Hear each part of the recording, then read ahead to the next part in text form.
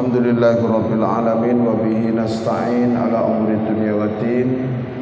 Subhanaka la ilma lana illa ma 'allamtana innaka antal alimul hakim. Rabbi shrah li sadri wa yassir li amri wahlul 'uqdatam min lisani yafqahu qawli amma ba'du. Bapak-bapak, ibu-ibu jamaah Masjid Raudhatul Falah yang dimuliakan oleh Allah Subhanahu wa taala. Patut kita haturkan rasa syukur kehadirat Allah Subhanahu wa taala atas limpahan rahmat, hidayah, inayah, taufik kepada kita semuanya, sehingga kita sampai saat ini masih dalam keadaan iman dan Islam, istiqomah melakukan kebaikan dan amal salih, sehat jasmani dan rohani. Semoga semua amal ibadah kita diterima oleh Allah Subhanahu wa taala. Kita akan lanjutkan kajian kita ayat 160. Kita masuk ayat 160 surat An-Nisa. Semoga ayat-ayat yang kita kaji bisa nambahi pemahaman ilmu agama kita, tambahnya ilmu pemahaman agama kita, menjadikan tambahnya ketebalan iman dan ketakwaan kita kepada Allah Subhanahu wa taala. Ala dunya as-salihah al-Fatihah. A'udzu billahi minasy syaithanir rajim. Bismillahirrahmanirrahim. Alhamdulillahi rabbil alamin. Ar-Rahmanir Rahim. Maliki yaumiddin. Iyyaka na'budu wa iyyaka nasta'in. Ihdinas siratal mustaqim. Siratal ladzina an'amta 'alaihim ghairil maghdubi 'alaihim waladdallin. Amin. Bismillahirrahmanirrahim. Fabidulmin, maka sebab kedoliman minalladzina, dari orang-orang yang hadu mereka Yahudi, haramna, kami mengharamkan alaihim, atas mereka, thayyibatin, yang baik-baik, ukhillat,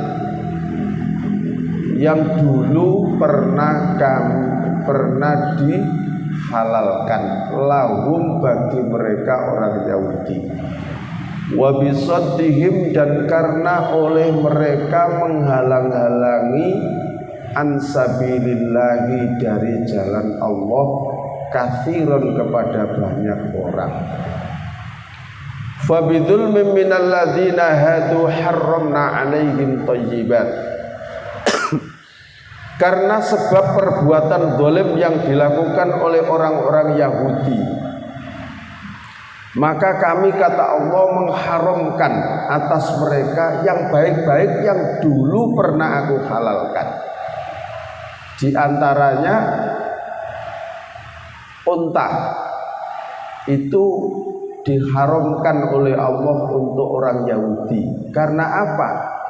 Karena orang Yahudi itu telah mengharamkan barang yang dihalalkan oleh Allah dan menghalalkan sesuatu yang diharamkan oleh Allah. Itu orang Yahudi di dalam kitab Taurat itu. Sehingga Allah sekalian, kalau begitu, kalau kamu menghalalkan apa yang aku haramkan dan mengharamkan apa yang aku halalkan, berarti apa itu? Apa yang dulu pernah aku halalkan untuk kamu, sekarang aku haramkan yang baik-baik untuk kamu dulu. Termasuk unta itu diharamkan dimakan oleh orang Yahudi. Dan karena pelanggaran mereka terhadap orang-orang yang mau masuk agama Allah, dihalang-halangi. Apa di antara pelanggaran-pelanggaran mereka? Di sini disebutkan wa akhdhihimur riba, dan karena mereka telah mengambil riba. riba yang sudah diharamkan oleh Allah itu dihalalkan untuk mereka, dihalalkan di dalam kalangan mereka, sehingga mereka mengambil riba itu kayak nggak ada hukumnya begitu ya, padahal Allah melarang, tapi mereka wa akhdhihimur riba, dan mereka mengambil riba, wa qad nuhu anhu, padahal riba itu diharamkan atau dilarang bagi mereka untuk dilakukan. Wa aklihim, dan olehnya mereka memakan amwalan nasi, harta manusia, bil batil, dengan cara yang batil. Orang Yahudi menghalalkan suap, padahal suap itu sudah dilarang oleh Allah sejak dulu sampai umat Nabi Muhammad, tapi mereka menghalalkan itu. Jadi banyak sekali pelanggaran-pelanggaran yang dosa-dosa besar yang dilakukan oleh orang Yahudi Bani Israel. Di antaranya ketika ditinggal Nabi Musa ke Bukit Turisina untuk menerima Taurat, malah orang Bani Israel itu menyembah patung anak sapi. Lelak gitu. Kan sudah dididik Nabi Musa, digembleng Nabi Musa, wis diwanti-wanti gak boleh berubah akidahnya, dipimpin oleh Nabi Harun. Ternyata malah selama ditinggal Nabi Musa, kelompok Bani Israel menyembah patung anak sapi. Pelanggaran besar. Kemudian pada hari Sabtu mereka dilarang oleh Allah untuk mengadakan aktivitas keduniaan sampai meninggalkan ibadah, di mana pada hari Sabtu itu adalah hari keagungan orang Yahudi. Mereka juga melanggarnya sampai mereka dikutuk oleh Allah, kunu qiradatan khosiin, jadilah kalian seekor kera yang hina. Jadi itu pelanggaran-pelanggaran yang dilakukan oleh orang Yahudi, memutarbalikkan hukum Allah, yang halal diharamkan, yang haram dihalalkan. Wa a'tadna, dan kami telah sediakan lil kafirin, bagi orang-orang yang kafir, minhum, dari mereka. Ya jelas kafir, wong dia tidak percaya dengan ayat-ayatnya Allah. Adzaban, yaitu azab aliman yang sangat pedih. Azab aliman yang sangat pedih. Itulah hukuman orang-orang yang menghalalkan yang diharamkan oleh Allah.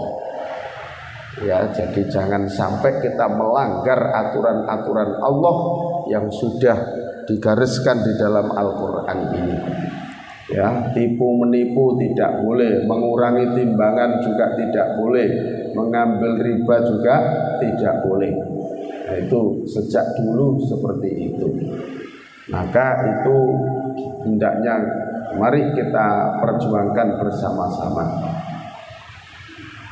Lakinir rasikhuna, akan tetapi orang-orang yang mendalam fil ilmi, di dalam ilmunya, minhum, di antara mereka, wal mu'minuna, dan mereka orang-orang yang beriman, yu'minuna, mereka beriman bima unzila ilaika, dengan apa Al-Quran yang telah diturunkan kepadamu Muhammad, wa ma unzila min qablik, dan kitab yang diturunkan sebelum kamu, wal muqimina, dan mereka mendirikan as-sholata, sholat, wal mu'tuna, dan mereka mengeluarkan az-zakata, zakat, wal mu'minuna, dan orang-orang yang beriman percaya billahi, kepada Allah, wal yaumil akhir, dan percaya kepada hari akhir, ulaika, mereka itulah sanuktihim, akan aku berikan kepada mereka ajron, pahala aziman yang sangat besar.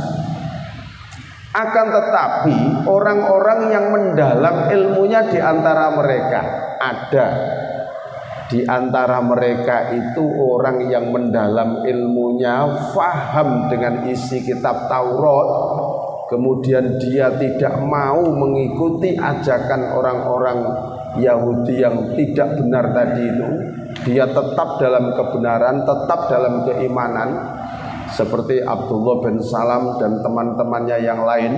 Mereka tetap menjadi orang-orang yang beriman dan percaya kepada Al-Quran yang diturunkan kepada Nabi Muhammad, dan dia juga percaya terhadap kitab yang diturunkan sebelumnya. Dia juga mendirikan sholat, juga membayar zakat, dan dia juga orang-orang yang percaya adanya Allah dan hari akhir. Mereka itulah sanutihim ajron adzimah, maka kami akan memberikan kepada mereka ajron pahala aziman yang sangat besar. Jadi memang ada Bapak Ibu, dulunya orang Yahudi, kemudian dia itu faham dengan isinya kitab, terus imannya juga benar, maka ketika Nabi Muhammad lahir, imannya itu dilanjutkan, beriman kepada Nabi Muhammad dan beriman kepada Al-Quran. Orang Nasrani pun juga begitu, yang mendalam ilmunya, mapan imannya, maka tatkala Nabi Muhammad lahir melanjutkan imannya, beriman kepada Nabi Muhammad dan termasuk Al-Quran yang dibawanya. Akan tetapi kebanyakan mereka adalah tidak beriman. Itu kebanyakan mereka adalah menolak kenabian Nabi Muhammad dan sekaligus menolak Al-Quran yang dibawa oleh Nabi Muhammad. Jadi seperti itu. Ada yang beriman tapi sedikit, jumlahnya adalah sedikit. Yang banyak yang tidak beriman. Itu karena apa? Karena sudah keyakinan yang menancap di dalam hati sanubari mereka bahwa yang berhak menjadi nabi itu adalah dari keturunan Bani Israel, gitu.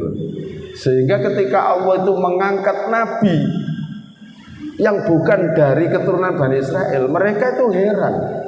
Masya Allah, nabi teko wong Arab itu maksudnya Nabi Muhammad. Keturunan kondi Muhammad itu kan begitu ya. Padahal Nabi Muhammad itu kalau diteliti kan dari keturunan Nabi Ismail. Nabi Ismail dari siapa? Dari Nabi Ibrahim. Kalau diruntut itu kan tetap Nabi Muhammad itu juga termasuk dari bangsa Israel. Nabi Ibrahim kan begitu kan. Nah, tapi tidak diterima oleh mereka. Ya karena itu orang Arab, bukan orang Israel, Bani Israel maksudnya.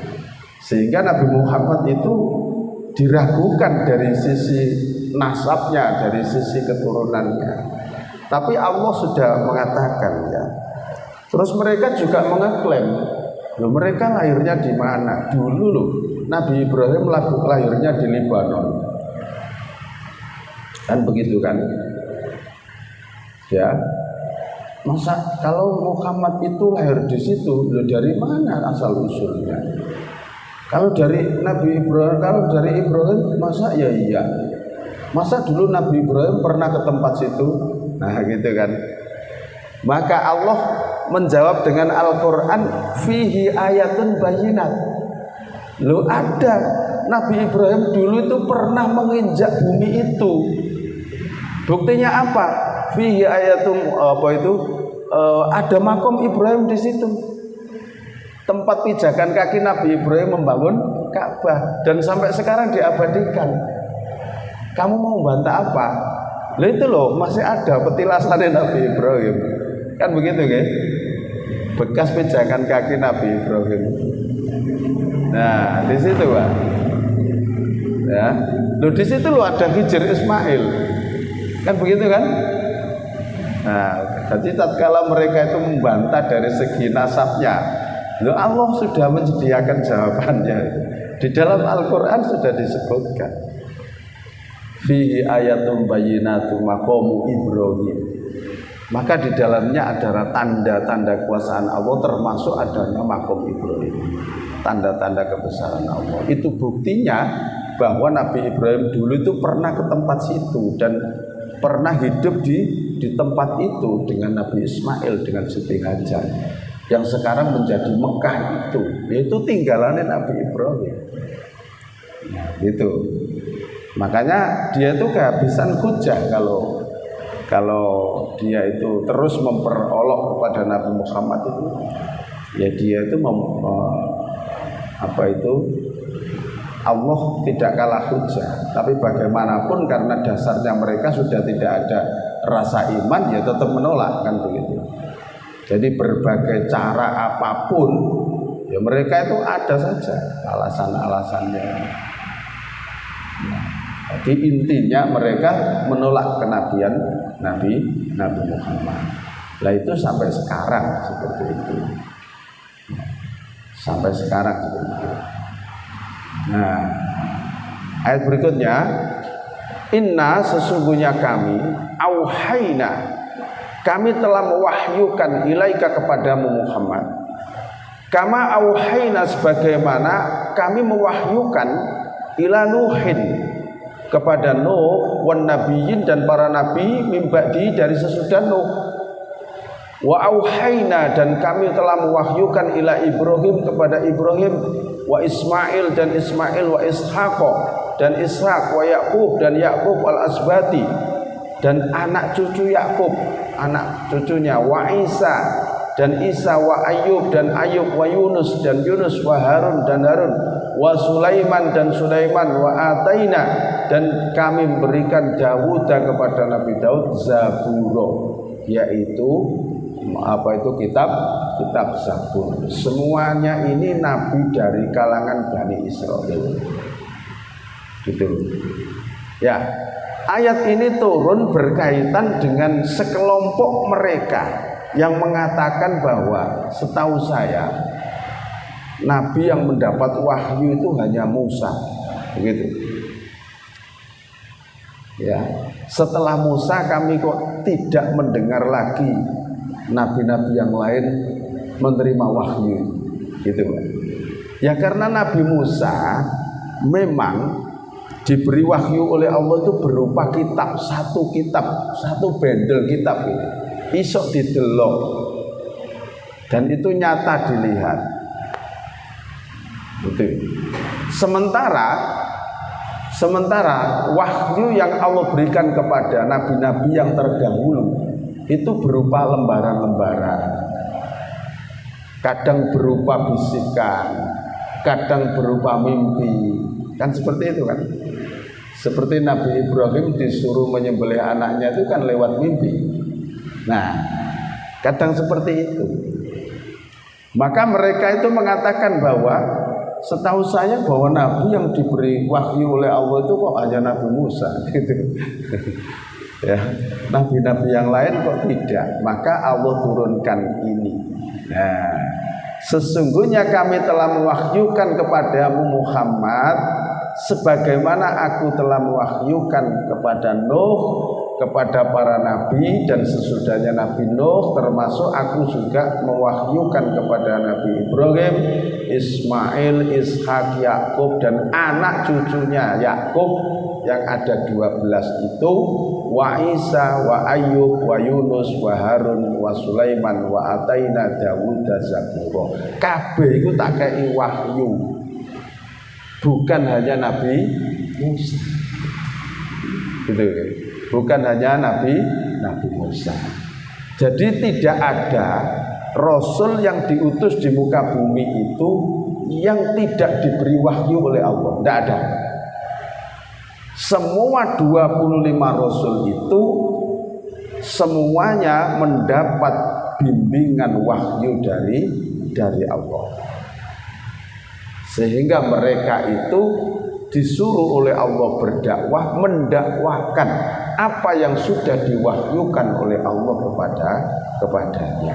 Kadang berupa lembaran, kadang berupa isyarat, kadang berupa mimpi, suara halus yang didengar saat mimpi. seperti itu ya.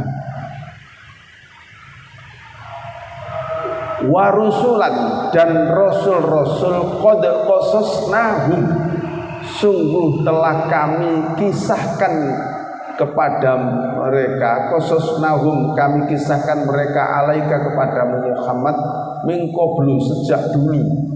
Warusulan dan rasul-rasul lam naqsushum yang kami tidak mengkisahkan alaika kepadamu.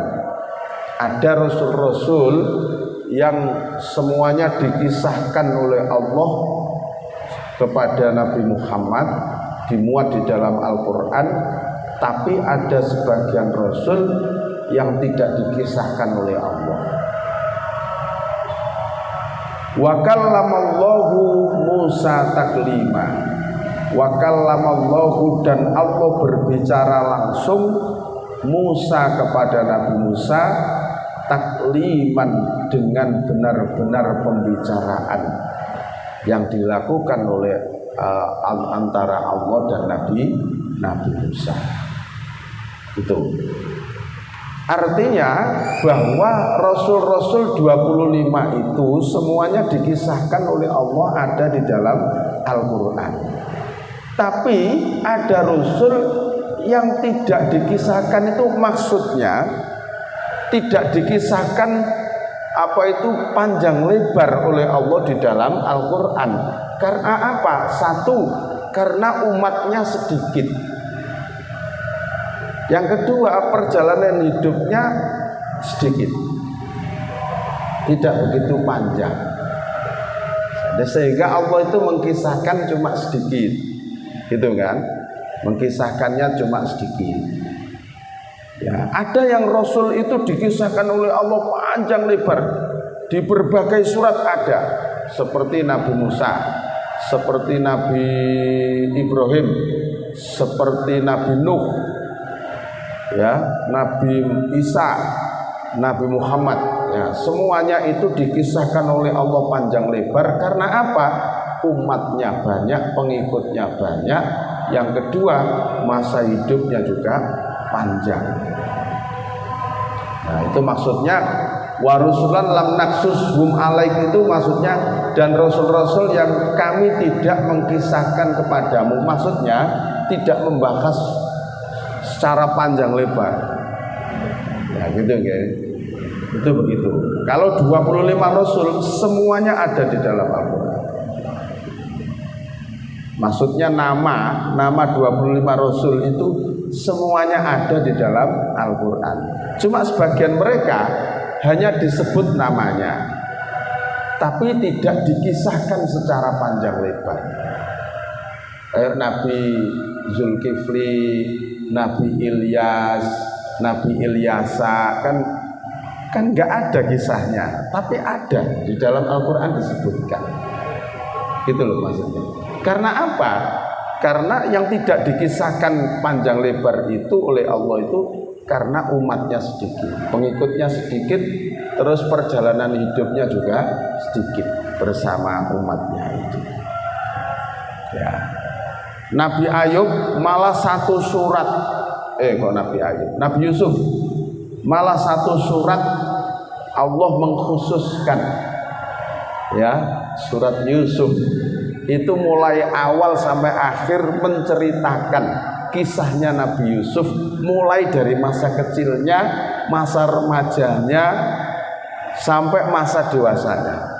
Itu dikisahkan secara urut oleh Allah. Sehingga Allah mengatakan di dalam surat itu ahsanal qasasi, sebaik-baik aku mengkisahkan para rasul adalah kisahnya Nabi Yusuf. Karena apa? Kisahnya Nabi Yusuf itu terfokus dalam satu surat. Kalau nabi-nabi yang lain itu di surat Al-Baqarah ada berapa ayat begitu. Nanti di surat yang lain disebut lagi berapa ayat. Nanti di surat yang lain ada lagi. Seperti Nabi Adam itu di surat Al-Baqarah juga ada, kan begitu. Surat Al-A'raf juga ada, surat Al-Fitr juga ada. Ya, Di surat Al-Anbiya juga ada. Di Bani Israel juz 15 itu juga ada. Jadi di berbagai tempat itu ada. Kisahnya Nabi Ibrahim malah banyak. Nabi Musa, tak karu-karuan. Hampir di setiap juz ada disebutkan. Tapi khusus Nabi Yusuf itu cuma terfokus satu surat. Ya, Nabi Yusuf itu dikisahkan oleh Allah dalam satu surat ini, mulai dari masa kecilnya, masa remajanya, masa dewasanya sampai masa dewasanya, masa tuanya. Itu. Wa kallamallahu Musa taklima. Nah, ini yang dibangga-banggakan oleh orang Yahudi Bani Israel itu. Kan hanya Nabi satu-satunya Nabi yang diajak bicara Allah langsung kan hanya Nabi Musa. Nah, kan begitu kan. Mereka itu mengeklaim begitu. Ya. Kalau Muhammad itu apa kelebihannya coba? Nah gitu. Mereka itu mengolok-olok begitu. Kalau Nabi Musa itu mukjizatnya jelas itu. Tongkat dilempar bisa menjadi ular kan begitu. Air laut dipukul terbelah jadi dua kan gitu. Batu dipukul memancar 12 mata air. Saiki Muhammad mukjizatnya apa Muhammad gitu. Ya. Mereka itu mengklaim begitu. Tapi mereka tidak, karena tidak membaca Al-Quran, jadi ya tidak tahu mukjizatnya Nabi Muhammad itu apa saja. Padahal Nabi Muhammad itu mukjizatnya juga banyak sekali. Tapi mukjizat yang terbesar adalah Al-Quran ini. Gitu. Al-Quran ini. Tapi Bapak Ibu yang dirahmati oleh Allah, wa kallamallahu Musa taklima. Allah berbicara langsung kepada Nabi Musa. Ini juga Nabi Musa hanya mendengar suara. Nabi Musa hanya mendengar suara. Jadi tidak bisa dilihat. Bukan berarti kados kula jenengan ngeten iki ketok jumlegere. Ndak. Nabi Musa itu hanya mendengar suara. Gitu kan? Maka pada suatu hari itu Nabi Musa kepengen diperlihatkan Allah. Kepengen diperlihatkan Allah. Itu. Ini pun juga pernah diminta oleh kaumnya. Kan gitu kan. Kemudian Allah sudah mengatakan, Musa, kamu tidak akan mampu melihat aku. Tapi Nabi Musa itu masih kepingin. Lalu sama Allah, sudah gini aja Musa, coba kamu palingkan pandanganmu ke bukit sebelah sana itu. Ya, jikalau bukit itu masih tetap pada kondisinya, maka kamu akan bisa melihat aku di sana.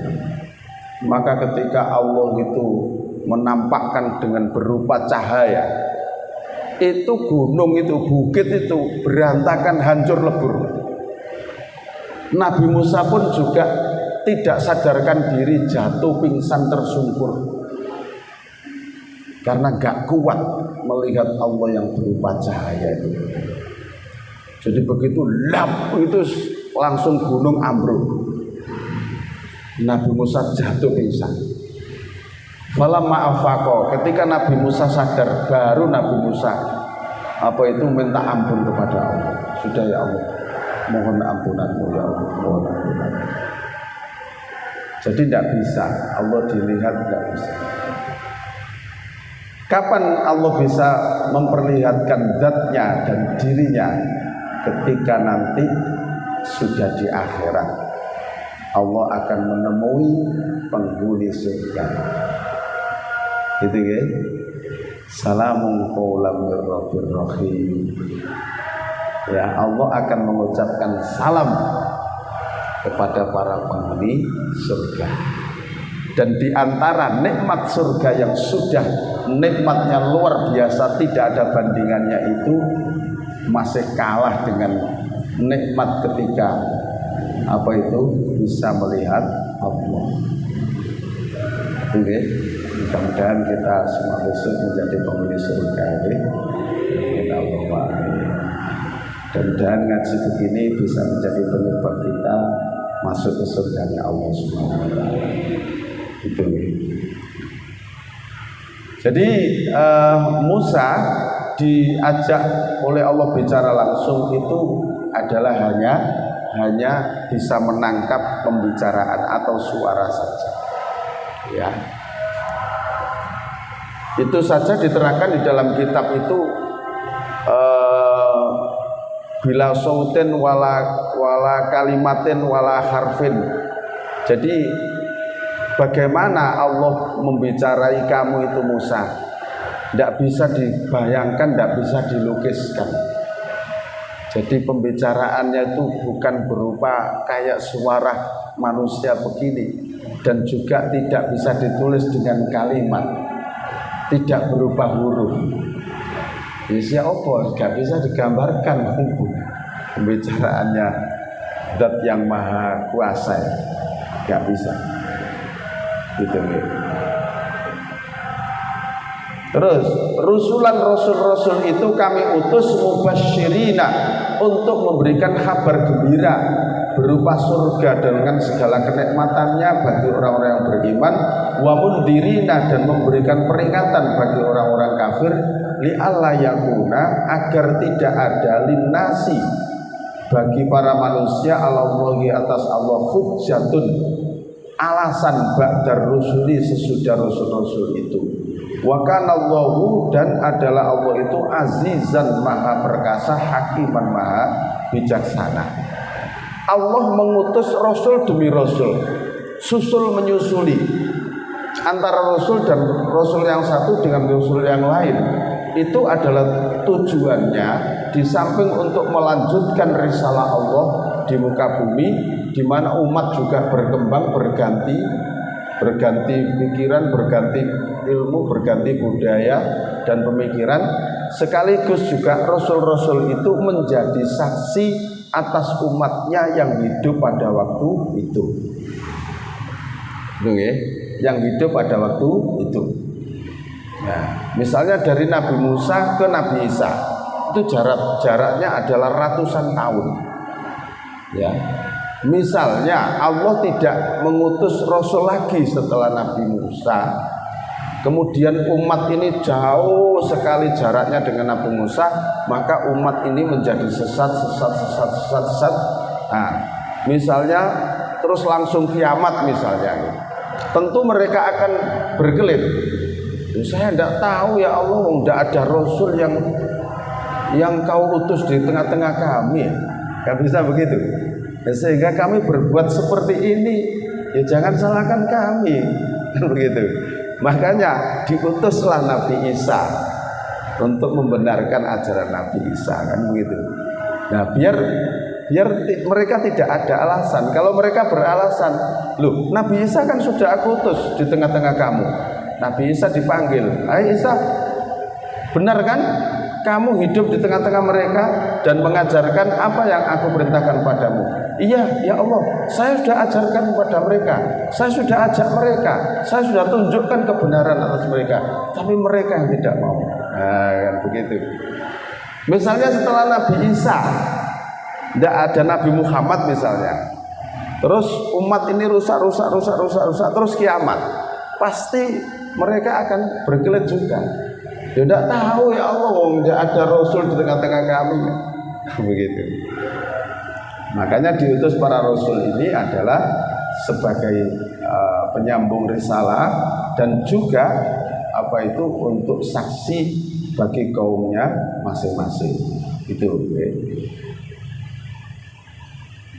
Lakinnallahu akan tetapi Allah yashhadu, dia menyaksikan bima dengan apa yang anzala dia telah turunkan ilaika kepadamu, anzalahu dia telah menurunkannya Al-Quran bi ilmihi dengan ilmunya, wal malaikatu dan juga para malaikat yashhaduna mereka menjadi saksi atas turunnya Al-Quran kepadamu, wa kafa dan cukuplah billahi dengan Allah syahidan zat yang menjadi saksi. Jadi Muhammad, kalau orang kafir, orang Yahudi, orang Nasrani nggak percaya dengan Al-Quran yang aku turunkan kepadamu, nggak apa-apa. Karena aku menjadi saksi turunnya Al-Quran kepadamu, para malaikat juga menjadi saksi atas turunnya Al-Quran itu kepadamu. Wa kafa billahi syahida. Dan mestinya Allah saja sudah cukup untuk menjadi saksi turunnya Al-Quran. Kalau mereka tidak percaya, biarkan. Gitu ya. Ada yang ditanyakan? Untuk dari yang sudah saya jelaskan, barangkali Bapak Ibu ada yang bertanya, monggo.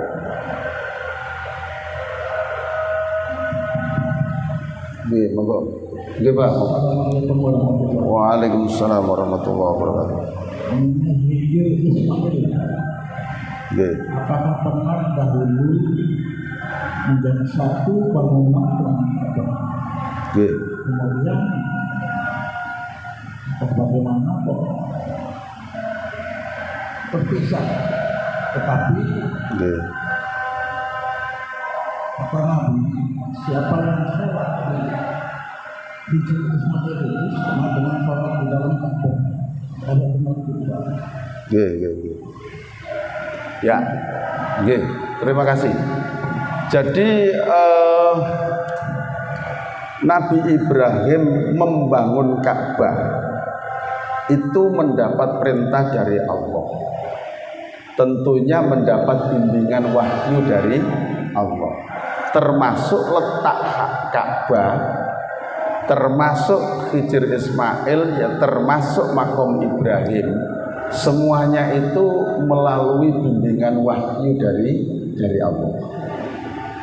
Makanya tadi itu kan semuanya telah kami beri wahyu kan.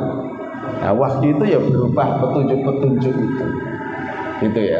Setelah Nabi Ibrahim, Nabi Ismail selesai melakukan perintah dari Allah yang begitu berat untuk menyembelih anaknya itu, sehingga tidak jadi disembelih dan diganti kambing kibas dari surga. Setelah itu Nabi Ibrahim dan Nabi Ismail kembali ke tempat situ. Tidak lama Nabi Ibrahim mendapat perintah dari Allah untuk membangun Ka'bah dengan Nabi Ismail. Ya cuma mereka berdua situ saja.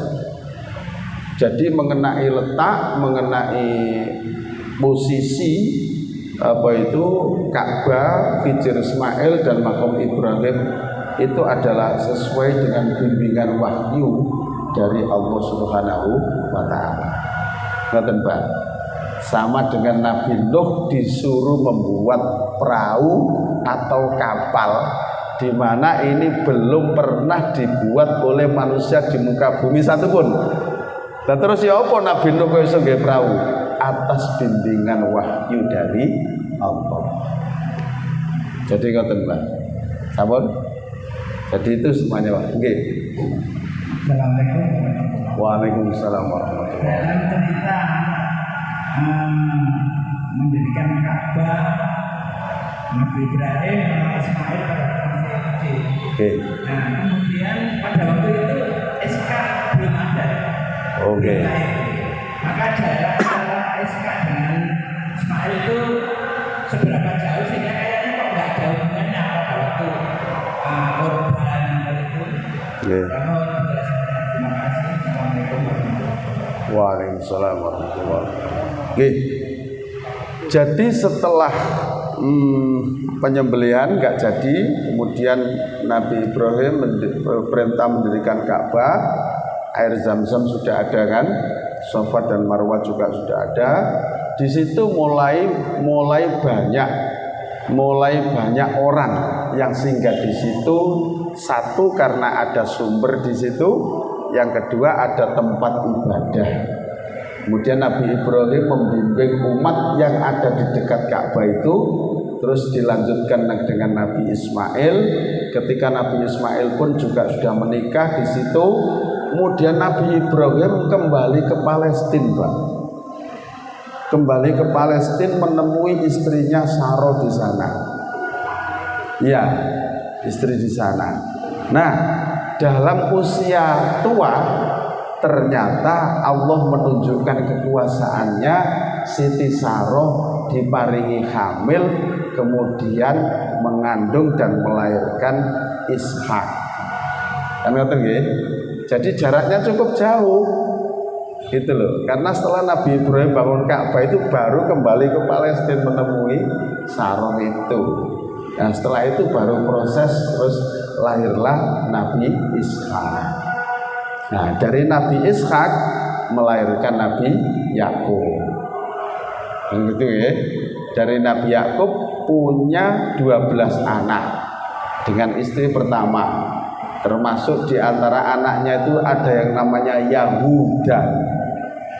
Kemudian ajarannya disebut Yahudi. Itu dari anaknya Nabi Yakub, Yahuda. Nah, kemudian Nabi Yakub menikah lagi, punya 2 anak, yaitu Yusuf dan Bunyamin. Kedua-duanya menjadi nabi. Yang Yusuf diangkat menjadi nabi plus rasul, yang Bunyamin nabi saja. Nah, di situ. Sehingga cukup jauh jaraknya. Nah, gitu. Tapi orang Kristen menolak bahwa yang dijadikan kurban itu bukan Ismail tapi Ishak. Kan begitu ya. Ya enggak benar tuh, Al-Qur'an sudah menyebutkan kok. Jauh sesudah pelaksanaan itu baru lahir Ishak, kok iso digawe kurban ya apa. Ya sejarahnya kan juga gak nyambung. Kan gitu ya. Gitu, Bang. Wonten malih.